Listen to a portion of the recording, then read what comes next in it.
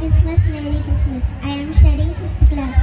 ఆరవ నెలల గాబ్రియేలును దేవదూత గలిలయలోని నజరేతు ఊరిలో దావీదు వంశస్థుడైన యోసేపు ఒక పురుషుని ప్రదానము చేయబడి కన్యక యొద్ద దేవుని చేత పంపబడి ఆ కన్యక పేరు మరియా.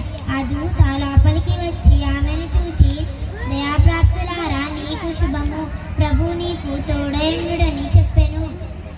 ఆమె ఆ మాటకు బహుగా తొందరపడి ఈ శుభవచనమేమిటో ఆలోచించుచుండగా దూత మరియా, భయపడకుడి, నీవు దేవుని వలన కృప పొందితివి. ఇదిగో గర్భము ధరించి కుమారుని కని ఆయనకు యేసు అను పేరు పెట్టుదువు.